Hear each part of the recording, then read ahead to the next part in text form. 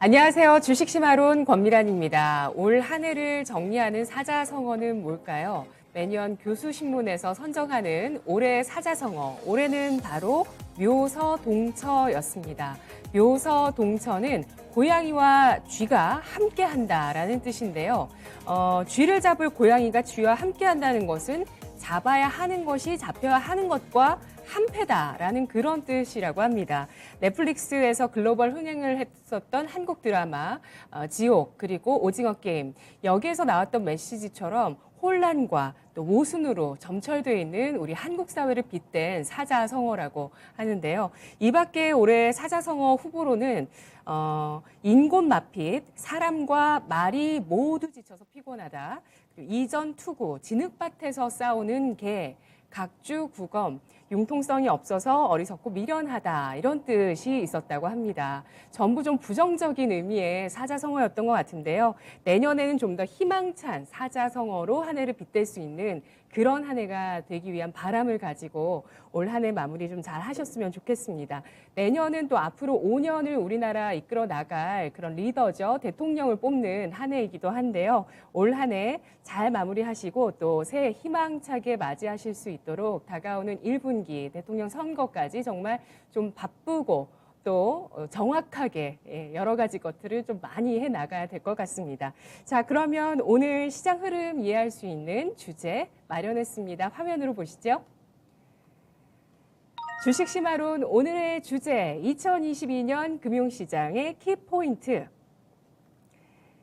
네, 오늘 이 주제를 가지고 교보증권 윤여민 팀장과 함께 하시겠습니다. 어서 오십시오. 네, 안녕하십니까. 안녕하세요. 팀장님 저랑 동갑이시잖아요. 네, 맞습니다. 네, 저희 사실 나이가 같기 때문에 네. 더 친근합니다. 네, 그렇죠. 올 한 해 기억에 남는 일 있으세요?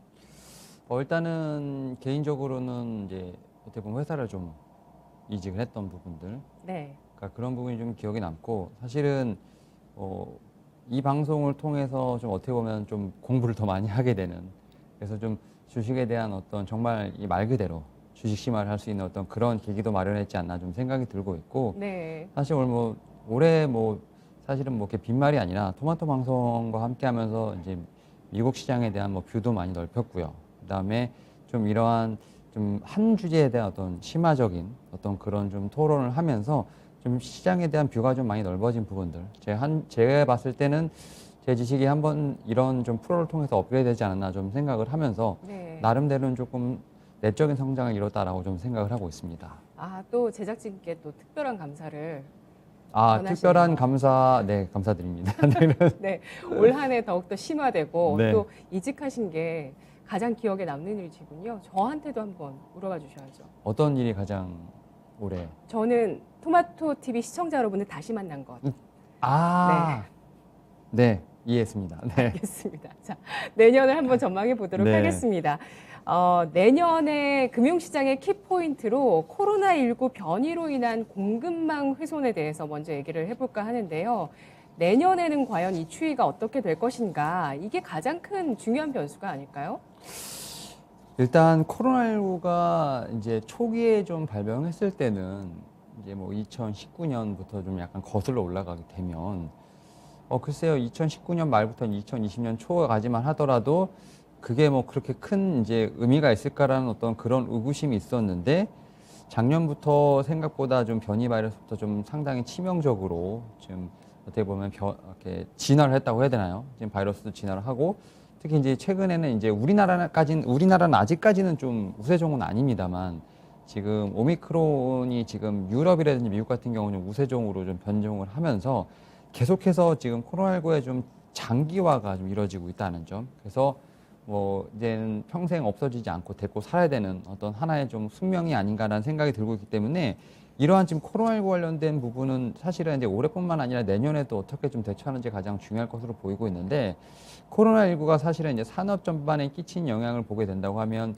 사실은 이제 공급망 병목 현상이 좀 가장 큰 하나의 좀 이제 악영향이 아닐까 좀 생각이 들고 있는데, 네. 앞서 말씀드렸던 것처럼 좀 장기화가 좀 예상보다 좀 장기화되고 있죠. 이러면서 부정적인 영향을 좀 많이 끼치고 있는 부분이 있는데, 이런 부분들이 결국은 이제 물가의 상승을 좀 부추기고 있다라는 점. 그래서 물가가 지금 4분기가 사실 이제 정점이라고 생각을 했는데 그게 더 지연되고 있죠. 그러니까 정점이 아직 안 왔다라고 좀 생각이 들고 있는 상황입니다. 그래서 지금 물가에 대한 어떤 상승 압력은 좀 계속 지속되고 있다라는 점에서 상당히 좀 통화 정책까지도 좀 연결이 되면서 불확실성이 좀 높아지고 있다라고 볼 수 있을 것 같고 결국 네. 이러한 부분들이 이제 달러 강세까지도 좀 부추기고 있다는 점에서 봤을 때 사실은 이제 내년에 대한 전망도 사실은 좀 불투명하지 않을까라는 좀 그런 어떻게 보면 우려 섞인 얘기까지 나오고 있다 볼 수 있을 것 같고 특히 이제 병목 현상이 좀 심해지면 사실 이제 제조업이라고 하죠. 2차 산업에 좀 가장 좀 포커스되어 있는 게 이제 신흥국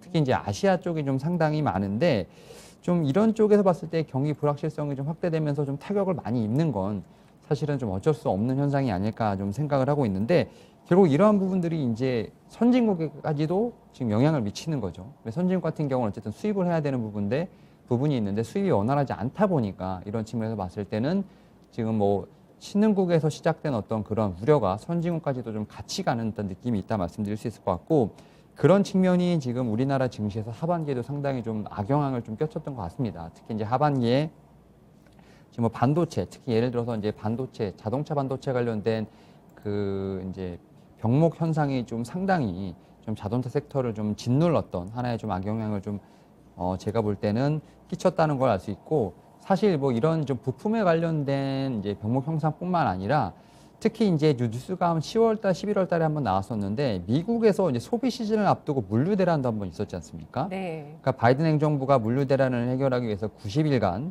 총력전을 펼쳤음에도 불구하고 병목 현상이 좀 심화되고 글로벌 항만 정체 물류량이 막 10월 들어서 막 재차 고점을 경신하는 어떤 그러한 좀 기현상이 발생했기 때문에 사실 이런 측면에서 봤을 때 내년에도 이런 부분을 잘 타개할 수 있을까라는 좀 의구심이 있습니다. 다만 이제 아마 소비 시즌 이제 12월을 좀 지나고 내년부터는 조금은 좀 가라앉지 않을까라는 좀 이제 조심스러운 전망이 나오고 있는데 제가 볼 때는 그래도 한 3가지 정도 한 전제가 돼야 될 부분이 있지 않을까라는 생각을 하고 있습니다. 이제 일단 고용 개선이 지금은 미국 같은 경우는 나오고 있습니다만 그래도 코로나19 이전으로 좀 고용이 완벽하게 좀 회복되는 모습이 분명히 좀 나와야 되지 않을까 생각을 하고 있고요.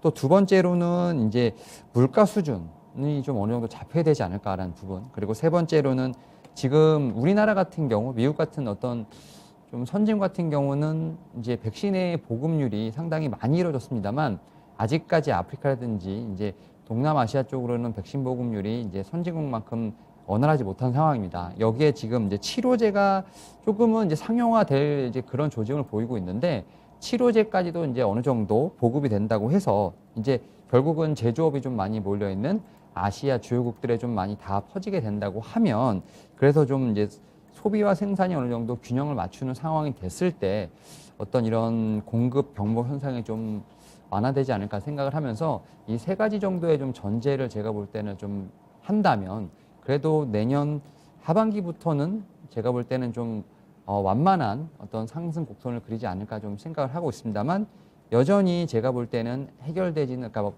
100% 해결됐다기보다는 좀 지하 터널을 좀 지나고 있는 느낌이 있다라고 좀 말씀을 드릴 수 있을 것 같습니다. 네, 그렇습니다. 이렇게 아시아의 그 여러 세계의 공장 역할을 하는 그런 국가들이 코로나로 인해서 셧다운을 하게 되면서 여러 가지 여파들이 나타났고요. 그 결과물로 베트남 같은 경우는 올해 성장률이 2.58%를 기록하면서 30년 만에 최저치를 기록하기도 했습니다. 이렇게 코로나가 또 한 번 확산이 되면서 공급망의 훼손, 또 병목 현상 이런 것들이 나타나게 되자 물가 상승 일어나고 있고요. 또 아시아 쪽도 부진한 모습을 보였습니다. 고용, 또 백신 보급 확대, 그리고 치료제 개발 이런 것들로 인해서 좀 앞으로 경제 개선에 도움 줄 수 있는 그런 구도로 만들어져 나가야 되는데 여전히 좀 불확실성으로 남아있을 수밖에 없는 네. 그런 문제인 것 같습니다.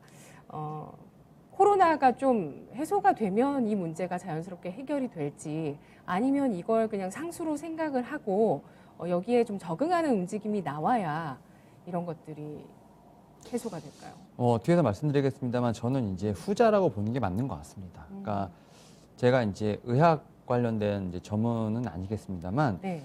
사실은 이런 이제 경제적인 논리로 봤을 때 백신으로도 해결이 되지 않고 뭐 백신과 치료제의 어떤 공급도 사실은 전 세계가 다 공유할 때까지는 시간이 너무 많이 걸리는 부분이 있기 때문에 네. 결국은 이런 거를 얼마나 이제 어떻게 보면 하나의 변수라기보다는 상수로 생각을 하고 기업들의 어떤 영업이익을 얻기 위한 활동을 해야 되냐, 이게 결국은 내년부터 하나의 정말 키가 아닐까 생각을 하고 있기 때문에 저는 코로나19 관련된 부분은 이제는 이제 좀 짊어지고 가야 할 뭐 산업계뿐만 아니라 이제 실생활에서도 하나의 좀 그런 상수가 되지 않았나 좀 생각을 하고 있습니다. 네, 기업과 가게가 내년에는 또 코로나에 얼마나 적응하는 모습을 보여줄지도 정말 관건이 될 수밖에 없을 것 같네요.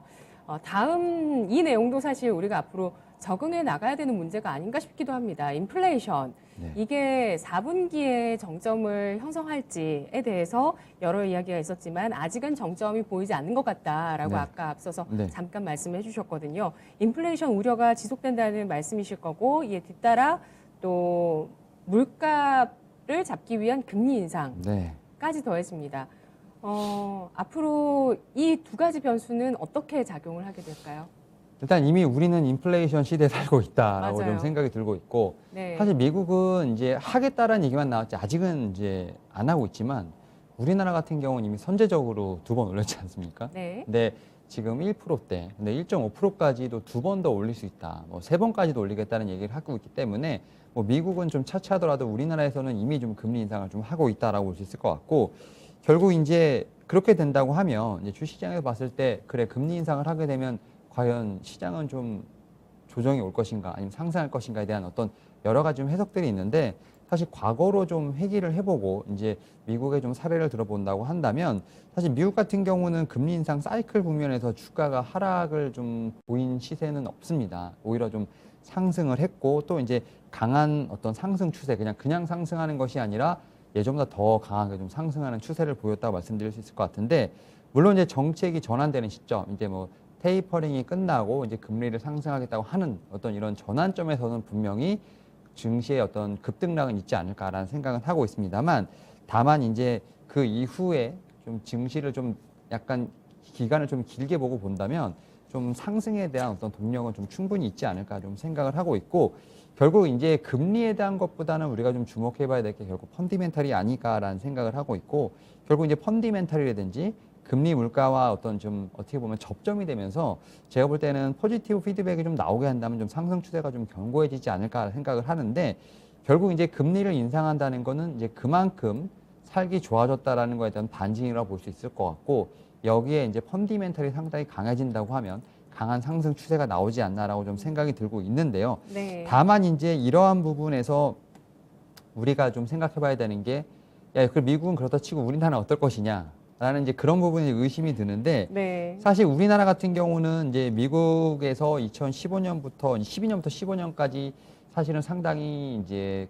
어떤 금리 인상기에 랠리가 나왔을 때 우리나라는 약간 박스권에 갇힌 좀 부분이 있었습니다. 다만 이때 우리나라 같은 경우는 이제 어떤 금리 인상에 대한 부분보다는 이제 상장사들의 실제 그렇게 좋지는 못했습니다. 그래서 사실은 약간 별개 이슈가 있다라고 생각이 들고 있고, 그리고 이제 우리나라 같은 경우는 약간 좀 예전과는 달라진 부분이 분명히 있다라고 말씀드릴 수 있는 게, 일단은 이번에 보게 되면 우리나라 같은 경우는 지금 실적이 상당히 좋은 추세를 보이고 있고 내년에도 좀 실적 전망이 상당히 좋습니다. 네. 물론 이제 반도체를 포함한 실적과 있고 따로 떼서 보는 실적이 있는데, 지금 화학 철강 같은 경우는 대부분 다 실적이 더 좋아지고 있고, 여기에 또 반도체까지 뭐 삼성전자 내년에 300조 지금 매출 얘기가 나오고 있는 부분이 있기 때문에 제가 볼 때는 충분히 실적에 대한 부분 모멘텀이 있지 않을까 생각을 하고 있고, 그 다음에 좀 어떻게 보면 피크아웃 논란이라든지 여러 가지 좀 안 좋은 이슈들을 이미 지금 코스피나 코스닥 같은 경우는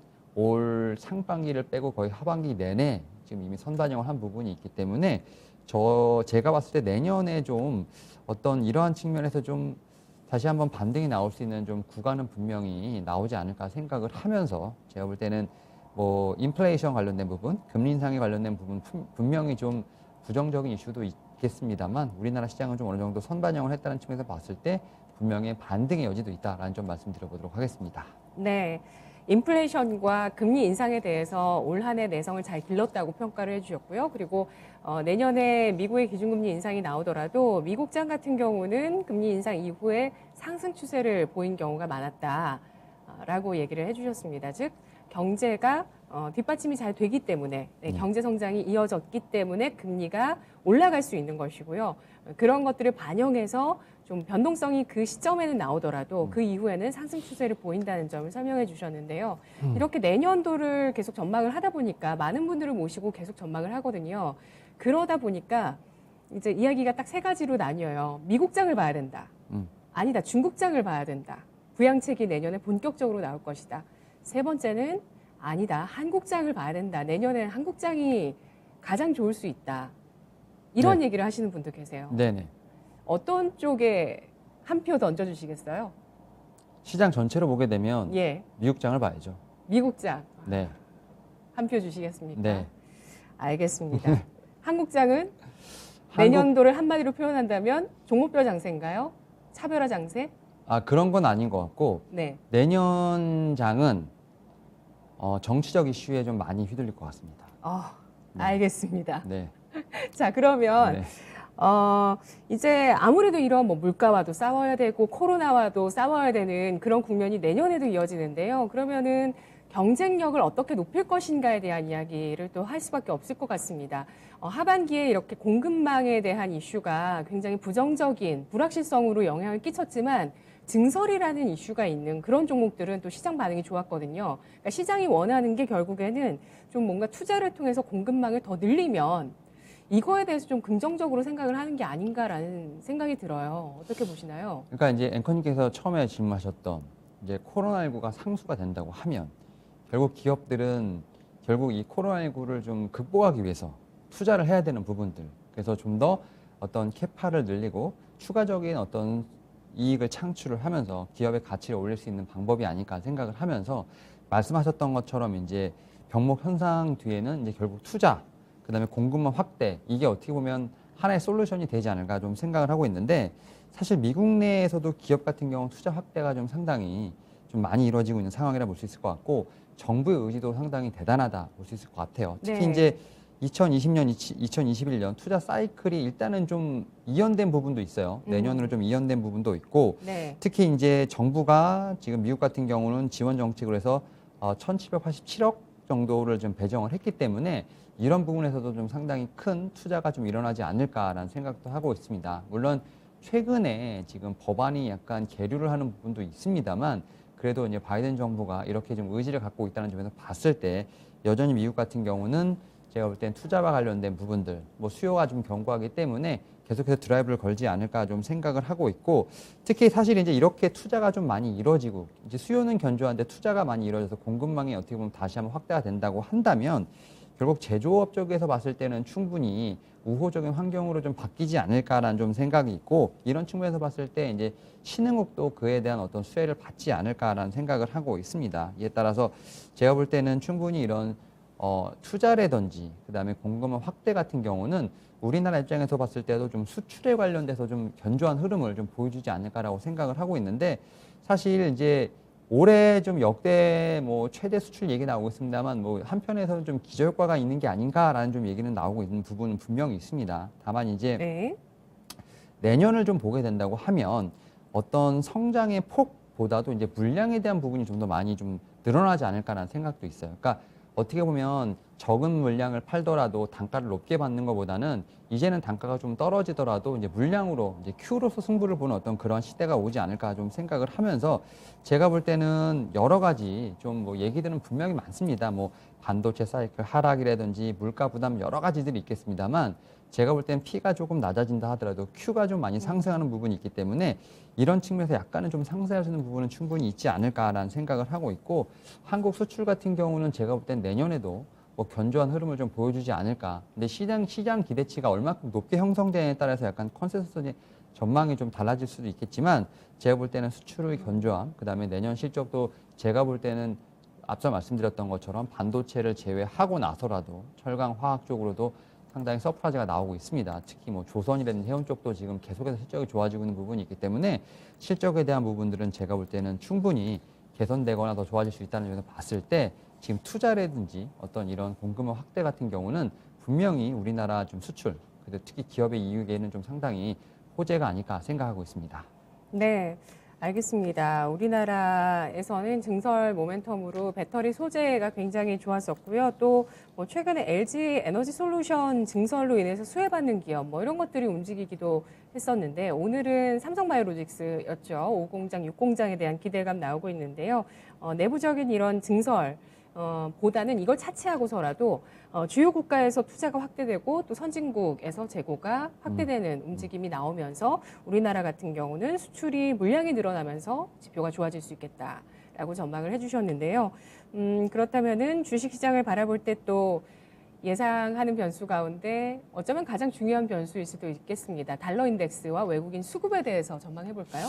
일단 말씀하셨던 것처럼 이제 달러 인덱스 참 중요하죠. 사실 우리나라가 어떻게 보면 그 2019년 코로나 사태 이후에 제가 볼 때는 지금까지 좀 우리나라 증시를 올렸던 거는 좀 이제 매도, 지금 매매 영향을 보게 되면 사실 개인이 거의 다 올린 게 맞다고 볼 수 있을 것 같아요. 왜냐하면 외인과 기관 같은 경우는 거의 매도 포지션을 좀 가지고 왔기 때문에 네. 제가 볼 때는 매수 입장에서 보면은 개인이 많이 끌어올렸는데 사실은 그럼에도 불구하고 외인의 매수는 좀 상당히 중요한 하나의 좀 팩터가 아닐까 생각이 드는데 달러 인덱스 같은 경우는 제가 볼 때는 당분간은 고공행진을 좀 하지 않을까 1분기까지는 고공행진을 하지 않을까 좀 생각을 하고 있는데 일단 미국에 대한 우려는 분명히 선반영이 됐지만 유로존에 대한 부분들 특히 이제 또 미국과 유로존 간의 지금 통화 정책이 약간 디커플링 되고 있는 부분으로 봤을 때 여전히 인플레이션의 우려라든지 뭐 경기 불안 심리는 계속해서 좀 달러 인덱스를 좀 상승시키는 부추기는 영향이 되지 않을까 좀 생각을 하고 있는데 일단 제가 볼 때는 좀 1분기가 좀 고점이 되지 않을까라는 좀 조심스러운 전망은 분명히 하고 있습니다. 다만 이제 앞서 말씀드렸던 제조업이 확실히 좀 회복이 되는 어떤 그런 좀 조짐이 보이고 또 투자 확대가 좀 맞물리게 된다고 하면 제가 볼 때는 아시아 특히 신흥시장에 대한 상대적인 좀 투자 매력도가 올라가지 않을까라는 좀 생각도 하고 있는 부분이 있기 때문에 네. 일단은 지금 외인 같은 경우 우리나라에서 지금 차지하는 비중이 많이 줄었죠. 지금 여러 가지 이슈들로 인해서 지금 외인의 포션이 거의 31%까지 지금 주는 걸로 알고 있는데 뭐 최근에 좀 다시 한번 샀다가 이제 어제부터 다시 또 나가기 시작하죠. 그러면서 아직은 외인의 포션이 너무 작기 때문에 이제는 더 이상 많이 빠질 어떤 그런 룸이 있을까라는 생각은 하고 있습니다만 제가 볼 때는 내년 1분기까지도 외인에 대한 수급을 기대하기는 딱히 제가 볼 때는 힘들지 않을까 생각을 합니다만 결국 앞서 말씀드렸던 매크로적인 환경이 좀 어느 정도 개선이 되고 우리나라의 좀 경쟁력이 다시 한번 좀 입증이 된다고 하면 그때부터 조금 이제 들어오지 않을까 생각을 하면서 수급적인 측면에서 봤을 때는 여전히 일단 개인의 수급을 좀 기대할 수밖에 없는 상황이 아닐까 생각을 하고 있습니다. 네. 알겠습니다. 아직 이 원화의 약세 정점이 나오지 못했기 때문에 외국인이 완전히 선회할지는 좀 더 봐야 되겠네요. 달러 인덱스가 좀 더 강세를 보인다면. 네, 맞습니다. 그렇죠. 예, 네. 좀 더 지켜봐야 될 것 같고 달러와 강세가 1분기 내에 마무리가 될 가능성이 높다고 판단을 해주시면서 그 이후에는 이제 원화가 다시 강세를 보이는 국면이 되면 외국인의 수급이 들어올 수 있을 것이다. 현재 우리나라의 외국인 지분율도 31%까지 떨어졌는데 이 이상으로 낮아지면 뭐 더 어떤 펀더멘털의 문제 혹은 지정학적인 문제 이런 걸 보고 있다라고 생각해야 되는 거 아닌가요? 그러니까 이제 외국인 네. 입장에서 어떤 패시브 자금이 들어올 때 굳이 한국을 더 담아야 되는 이유가 있나라는 그럼 생각을 더 좀 빼야 되는 이유는 있나? 그러니까 그거는 이제 어떻게 예. 보면 이제 이런 거죠. 그 자산 선호도가 좀 올라가면 어떻게 보면 미국보다는 좀 신흥국 쪽 증시를 잡을 수도 있겠습니다만 네. 계속 경기가 불안하다고 한다면 신흥국 증시를 다 어쨌든 비중별로 줄이고 달러로 환전을 하던 아니면 미국 주식으로 가는 부분이 있기 때문에 결국 거기서 우리나라가 좀 경쟁력을 보이기 위해선 결국 뭐 수출에 대한 어떤 그런 데이터로 좀 보여줘야 되는 부분이 있지 않나 좀 생각을 하고 있고 다만 이제 앞서 말씀드렸던 것처럼 이제 제조업 우리나라 같은 경우는 제조업을 좀 기반으로 한 수출 국가이기 때문에 그런 측면에서 좀 경쟁력을 좀 보여야 한다는 부분들 또 최근에 그리고 우리나라 같은 경우는 이제 선진국 MSCI 지수에 좀 들어가기 위한 좀 여러 가지 노력을 하고 있는 부분들이 있기 때문에 이러한 좀 노력이 좀 있어야 외국의 좀 패시브 자금들이 좀 어떻게 보면 자동적으로 좀 진입할 수 있지 않을까 생각을 하면서 일단 개별적인 어떤 이슈로는 뭐 외인들이 제가 볼 때는 적극적으로 좀 들어오기는 좀 힘든 장세가 아닐까 현재 상황에서 좀 그렇게 생각을 하고 있습니다. 예.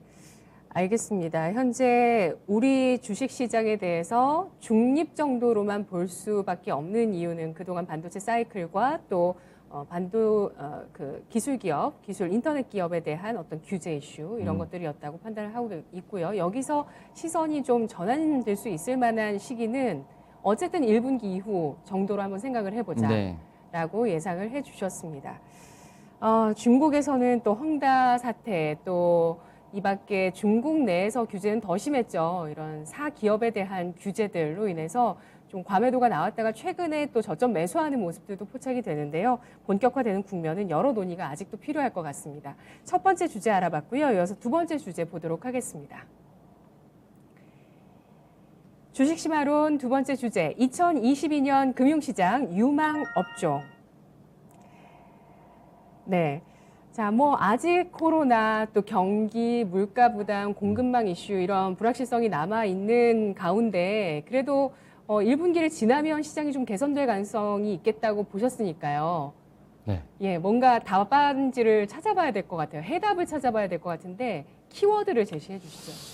일단은 이제 뭐 섹터를 좀 말씀을 드리기 전에 좀 내년에 대한 어떤 좀 키워드를 좀 말씀을 드리면 사실 저는 이제 정치적인 좀 이슈가 제가 볼 때는 내년에 좀 많이 심하지 않을까라는 생각을 하고 있는데 일단은 첫 번째로 뭐 인플레이션 관련된 부분 결국 이제 그게 통화 정책으로 연결이 되고 있는데 연준에서 지금 목표로 하고 있는 게 물가 안정보다는 완전 고용을 좀 상당히 좀 중요시하고 있다는 점 그리고 이제 두 번째로 좀 미중 갈등에 관련된 부분들 앞서 말씀을 드렸습니다만 2018년도부터 이 미중 갈등으로 인해서 상당히 좀 증시가 녹아내렸죠. 결국 어떻게 외부 변수라 말씀드릴 수 있을 것 같은데 결국 지금 최근에 지금 이제 미중 무역 갈등이 오는 게 예전 같은 경우 관세에 대한 부분이었지만 이제는 기술 패권에 대한 부분으로 인해서 약간 공급망이 재편되는 느낌이 있습니다. 뭐 네. 반도체라든지 뭐 5G, 전기차 이런 좀 핵심 섹터들에 대한 핵심 산업에 대해서 자국에서의 어떤 서플라이 체인을 좀 만들려고 하는 부분이 있기 때문에 이런 측면에서 제가 볼 때는 좀 그 공급망이 좀 재편되는 부분들 거기서 이제 우리나라가 어떻게 좀 대처해야 되는지가 좀 상당히 중요하지 않을까 좀 생각이 들고 있고 특히 이제 코로나19로 인해서 좀 양극화가 좀 상당히 심해졌고 또 이런 또 양극화 때문에 포퓰리즘까지도 계속 나오고 있는 부분이 있기 때문에 이런 부분이 이제 재정 정책에 상당히 좀 영향을 끼치지 않을까라는 좀 생각을 하고 있습니다. 그래서 제가 볼 때는 이러한 부분들을 어느 정도 다 투자를 하기 전에 생각을 해봐야 되지 않을까 싶고 특히 이제 우리나라 이슈로 좀 말씀을 드리면 3월에 대선이 있죠. 뭐 제가 지난주에 말씀드렸던 것처럼 그리고 6월에 좀 지방선거가 있기 때문에 일단은 이런 선거적인 이슈로 좀 계속 봐야 되지 않을까 좀 생각을 하면서 일단은 물론 이제 금융적인 경제적인 좀 이슈도 좋지만 정치적인 이슈를 좀 먼저 좀 계산을 해보시고 시장을 좀 내년에 좀 접근해 보시는 게 어떨까라고 좀 말씀을 드려보도록 하겠습니다. 네, 인플레이션은 물가 안정보다 완전 고용이 중요하다라고 지금 내용에 나갔고 앞서서도 완전 고용에 대해서 중요하다고 보셨잖아요. 네. 그러면 완전 고용이 되면 물류 대란도 결국에 인력난이었거든요. 네. 완전 고용이 되고 나면 임금의 상승세도 둔화될 수 있다고 보실까요? 일단 임금 인플레이션에 어떤 자극할 수 있는 요소가 둔화된다고 판단을 하시는 일단 완전 고용을 하게 네. 된다고 된다면 제가 볼 때는 결국은 어쨌든 이 임금이 올라가는 거는 일할 사람이 없기 때문에 급여를 올려서라도 찾는 어떤 그런 케이스도 있거든요. 네. 근데 이제 그런 부분에서 어떤 정부의 보조금도 들어갈 것이고 다만 이제 완전 고용이 된다고 하면 어쨌든 고용 시장에서 P와 Q가 맞는 부분이기 때문에 네네. 일단은 임금에 대한 부분은 어느 정도 고정이 되지 않을까. 근데 결국은 그렇게 된다면 물가가 안정화돼야지만 또 급여도 좀 어느 정도 하향 안정화될 수 있는 부분이 있기 때문에 이런 부분을 사실은 연준이 다 잡아야 되는 어떤 좀 난제가 좀 있는 거죠. 근데 이제 연준 같은 경우 앞서 말씀드렸던 것처럼 결국 정치적인 이슈가 좀 상당히 중요한 것 같아요. 고용적인 측면에서 봤을 때는. 그래서 말씀하셨던 것처럼 이제 완전 고용이 된다고 하면 지금 물가 안정뿐만 아니라 말씀하셨던 이제 급여에 대한 임금에 대한 부분도 좀 하향 안정화될 수 있는 부분이 있습니다만 이게 어떤 목표지 이게 어떻게 보면 달성할 수 있는 그런 범위가 있을지도 사실 저는 약간은 좀 의심스럽긴 합니다. 하지만 이제 연준의 스탠스가 확실히 예전과는 좀 다르다는 것은 볼 수 있다라고 볼 수 있을 것 같고 그런 측면에서 봤을 때 좀 더 정치적인 색깔을 띌 수밖에 없는 상황이 아닐까라는 생각을 하고 있습니다. 네. 연준이 정치적인 색깔을 그러니까 약간 좀 이제 네. 물가 안정보다는 고용에 어떤 포커스를 맞추는 것 자체는 아무래도 좀 이제 경영보다는 그러니까 금융보다는 약간 재정에 좀 치우치게 되고 재정은 결국 이제 국가 예산과 좀 연결이 되다 보니까 저는 약간 그런 쪽으로 좀 해석이 될 수 있는 여지는 충분히 있지 않을까 생각은 하고 있습니다. 연준은 인플레 파이터라고 보세요? 디플레 파이터라고 보세요? 사실 연준은 인플레를 좋아한다고 생각을 하는데 갑자기 이번에 지금 연임이 되면서 네. 파월 의장이 약간 좀 인플레 파이터로 변하는 모습을 좀 보여주고 있습니다만 적정 시점에서 타협하지 않을까 네. 생각은 하고 있습니다. 왜냐하면 결국엔 디플레 파이터. 보는 게 인플레보다 맞죠. 디플레를 더 걱정하는 네, 맞습니다. 디플레 파이터라는 파이터가 맞는 말씀이시죠. 것 같습니다. 예. 그래서 완전 고용도 중요하다고 말씀을 해주셨고요. 내년 투자의 세 가지 키워드는 인플레이션, 그리고 미중 갈등, 또 정치적인 영향력의 강화, 양극화, 포퓰리즘 등을 설명해 주셨습니다. 자, 그럼 내년도 투자에 있어서 주목할 만한 섹터를 꼽아볼게요. 이제 세 가지 섹터를 좀 가지고 왔는데 일단 첫 번째가 ESG 경영이 아닐까 싶은데 사실 ESG 하면 좀 대부분의 좀 섹터가 다 걸립니다. 여기 지금 ESG인데 사실 뭐 environment, social, 뭐 governance에서 사실은 이제 지속 가능한 발전이라고 해서 이제 뭐 친환경, 사회적 책임 경영, 지배 구조 개선이 다 걸리는데 결국 여기서 우리가 좀 봐야 될 거는 친환경이 아닐까 좀 생각을 하고 있고 특히 이제 올해 좀 많이 본격화됐죠. 기후 변화라든지 친환경 관련된 키워드들이 상당히 많이 나오고 있는 상황에서 특히 우리가 좀 가장 눈여겨보는 게 이제 전기차의 어떤 시장의 점유율이 상당히 빠르게 올라가고 있다는 점 볼 수 있을 것 같은데 다만 이제 전기차 시장이 뭐 아무리 빠르게 성장한다고 하더라도 전체적으로 봤을 때는 8%밖에 되지 않는 상황입니다. 뭐 2050년까지 뭐 완벽한 탈탄소를 한다고 하는데 그렇게 되면 지금의 거의 100% 이상을 성장해야 되는 부분이 있기 때문에 뭐 이제 전기차라든지 2차 전지 관련된 종목들의 어떤 산업군의 성장은 당연히 구조적으로 이루어질 수밖에 없다라고 좀 얘기가 나오고 있고 사실 이제 이런 전기차뿐만 아니라 신재생 쪽도 어떻게 보면 약간은 좀 관심이 오다가 좀 줄긴 했습니다만 풍력, 태양광, 수소 관련돼서 네. 아무래도 좀 주목을 받아야 되지 않을까 좀 생각을 하고 있고 특히 이제 풍력 같은 경우는 계속 수주 소식이 좀 들리고 있죠. 이제 아직까지도 다만 이제 밸류에이션이 좀 재평가가 안 되고 있다는 점 상당히 아쉽다 말씀드릴 수 있을 것 같고 수소 같은 경우는 제가 볼 때는 우리나라가 좀 확실히 좀 주도권을 잡기 위한 노력을 좀 많이 하고 있습니다. 다만 지금 현대차 제네시스 관련된 좀 약간의 좀 악재가 네. 터지면서 지금 관련된 종목들이 사실 다 밀리긴 했습니다만 제네시스 수소차 프로젝트를 일단은 중단한다는 거잖아요. 네, 근데 이제 사실 수소차는 전기차랑 약간 라인업이 좀 다릅니다. 그러니까 뭐냐면 수소차는 이제 전기차와 달리 좀 힘이 좋고 주행거리가 길기 때문에 이제 트럭이라든지 버스 같은 네. 좀 이런 쪽으로 사실은 좀 포커스가 돼 있는 부분들이기 때문에 사실 제네시스의 수소차 관련된 부분을 하게 되면 BEP는 분명히 안 나올 겁니다. 그래서 그런 측면에서 봤을 때 일단 어떻게 보면 좀 당연한 수준이 아닐까 좀 생각을 하고 있고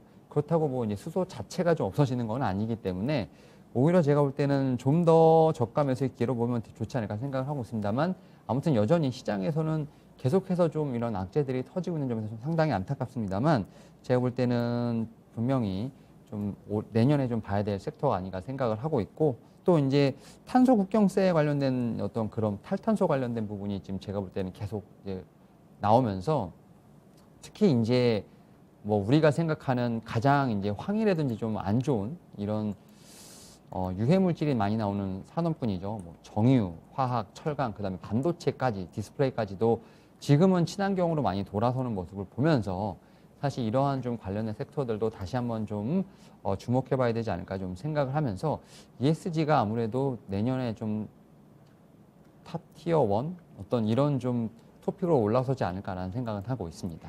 네, 알겠습니다. 우리나라도 이번 주에 내년 탄소 중립 이행의 원년으로 삼기 위해서 여러 가지 계획들을 발표했는데요. 전기차, 수소차를 2배로 늘린다 등에 대한 계획들을 밝혔습니다. 최근 들어서는 지금 말씀해 주셨던 기후변화나 그러니까 배터리 쪽, 그리고 신재생 에너지, 풍력, 태양광, 수소, 그리고 친환경 관련해서 정유화학, 철강, 부진한 섹터거든요. 그래도 배터리 소재 같은 경우는 뭐 횡보 정도라고 생각하면 될 것 같아요. 약간 하향된 횡보 정도로 조정을 받고 있는데 이들 섹터들도 내년에 계속해서 중요할 것이라고 판단을 해주셨습니다. 이 빈자리를 바통을 이어받은 것이 바로 하반기를 주도했었던 메타버스가 아닐까라는 네. 생각이 드는데요. 이 메타버스 이슈가 워낙 핫하게 시장에서 한번 반영을 했기 때문에 네. 그래서 내년에도 지속된다는 의견도 있고요. 네. 또 좀 부담을 느끼시는 분도 계시는 것 같아요. 뭐 메타버스뿐만 아니라 2차 전지도 상당히 핫했죠. 그렇게 치면. 네. 그러니까 네. 일단은 섹터는 돌고 도는데 네. 일단은 이제 메타버스, NFT, 게임, 특히 이제 게임 같은 경우는 NFT 게임을 내년에 출시를 못하면 시장에서 소외되는 어떤 이런 상황이 나오지 않을까 생각을 하고 있는데 이것도 진짜 경쟁일 것 같아요. 네. 근데 메타버스를 좀 어떻게 생각하시면 좋을 것 같냐면 MS, 그다음에 이제 페이스북 같은 경우는 메타로 사명을 바꿨지 않습니까? 뭐 나이키.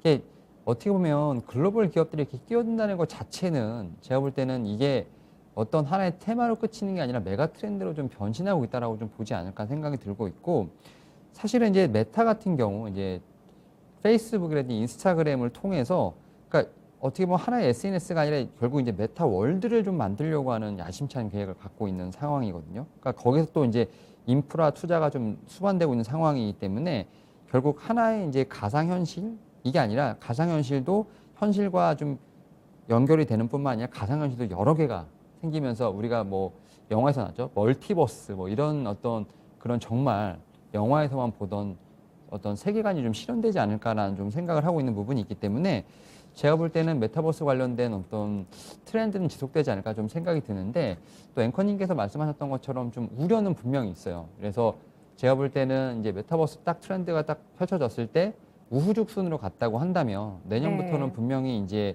종목을 좀 고르기 위한 옥석을 가리기 위한 하나의 좀 이제 기준점이 필요하지 않을까 좀 생각을 하고 있는데 저는 한 세 가지 정도를 좀 봐야 되지 않을까 생각을 하고 있는데 일단 첫 네. 번째로 현실성이라고 좀 말씀을 드릴 수 있을 것 같습니다. 왜냐하면 정말 가상 공간이지만 현실보다 더 리얼하게 구상할 수 있는가라는 건데 결국 이거는 이제 컴퓨터 리소스하고 좀 관련되지 않을까라고 생각을 하고 있는데 그러니까 이제 하드웨어적인 측면에서 봤을 때 이제 어떤 그런 부분을 좀 어느 정도 뒷받침해 줄 수 있지 않냐 생각을 하는데 이제 엔비디아 같은 경우 GPU가 지금 상당히 고성능화되고 있다는 점에서 봤을 때 제가 볼 때는 좀 이러한 부분에서 좀 현실적인 부분 이걸 좀 첫 번째로 봐야 되지 않을까 좀 생각을 하고 있고 두 번째로는 좀 안정성을 좀 봐야 되지 않을까 생각을 하는 게 일단은 메타버스 내에서 지금 이제 시스템이 구현되는 것들 그리고 이제 말씀하셨던 것처럼 이제 NFT 이제 블록체인 관련된 거래가 이루어지기 때문에 과연 이제 신뢰할 만한 어떤 그런 수준의 시스템 혹은 뭐 핀테크의 어떤 그런 입장이 가능한가라는 좀 이런 부분을 좀 봐야 되지 않을까 좀 생각이 들고 있고요.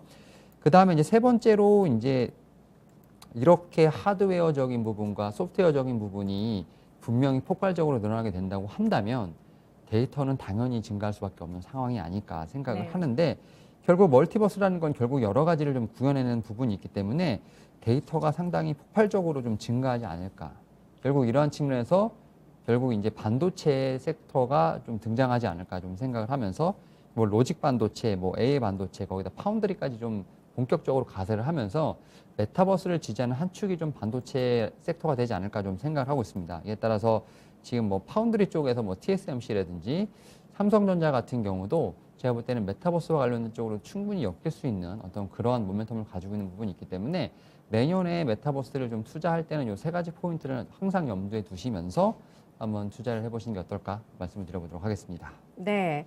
내년에 메타버스 관련한 모멘텀이 기대감 그 이상의 강력한 실적을 동반할지가 기대되고 있습니다. 옥석 가리기 과정에서 혹시 주목하시는 잘 봐야 된다고 생각하시는 종목이 있으시면 네.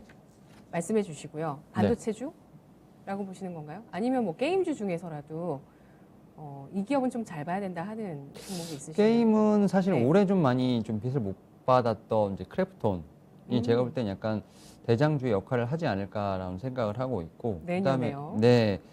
그 반도체 관련된 쪽으로 보게 된다면 뭐 제가 여기서 누누이 좀 말씀을 드렸던 뭐 대형주는 SK하이닉스 오늘 13만 원을 좀 넘어가는 모습을 보이면서 상당히 좀 뿌듯한 모습을 좀 보이고 있는데 네. 반도체에는 일단 SK하이닉스가 둘 다 대장주이기 때문에 일단 좀 두 개를 일단 좀 말씀을 드려보도록 하겠습니다. 네, 알겠습니다. 최근에 우리 주식시장에서 하방 경직성과 힘을 좀 더 보태주는 것이 반도체 사이클에 대한 우려가 완화됐다는 점입니다. 반도체와 함께 AI 기술이 더해지면서 내년에 좀 이 반도체 섹터가 강력해질 수 있을까에 대한 네. 그런 의문도 나오고 있는데요. 어떤 의견이세요? 저는 내년에 농사 제대로 할 것 같습니다. 그러니까 왜냐하면 올해 정말 힘들고 막 여기서 제가 뭐 많이 말씀드렸죠, 그죠? 삼성전자 6만 아니, 다 원대.